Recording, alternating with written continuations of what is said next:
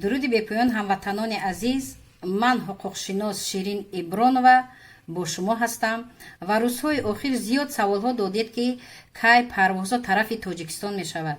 дӯстони муҳтарам, ин хабари хушро ба шумо мерасонам. Парвозҳо ба тарафи Тоҷикистон сар шуд аз 25 июни 2020 сол. бо навбат ҳамагон метавонанд ки ба Тоҷикистон сафар кунанд. сафарҳо аз шаҳри Москав, Санкт-Петербург, Новосибирск, Қазон, Екатеринбург ва дигар шаҳрҳо парвоз ба тарафи Тоҷикистон мекунанд ба воситаи ширкати Somon Air ва Tojic Air. барои ҳамин ҳамватанони азиз, ҳаминро гуфтаниам ки дар навбати аввал киҳо мераванд, дар рӯи хат аввал киҳо номнавис мешаванд. нафароне ки беморанд, нафароне ки маъюбанд, занҳое ки кӯдакони хурдсол доранд, маъюбон, пиронсолон ва баъд ғайраҳо.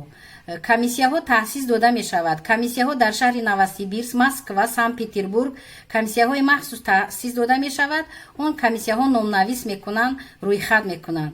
шумо метавонед ки ба ҳамон комиссияҳо муроҷиат кунед ё ки метавонед ки ба консулгарии шаҳри Москав ба воситаи почтаи электронӣ ва телефон муроҷиат кунед. ба саволҳои шумо онҳо ҷавоб диҳанд. дӯстони муҳтарам, саломат бошед, сафарҳо бехатар, соғ саломат ба ватан бирасед, дар амони худованд бошед.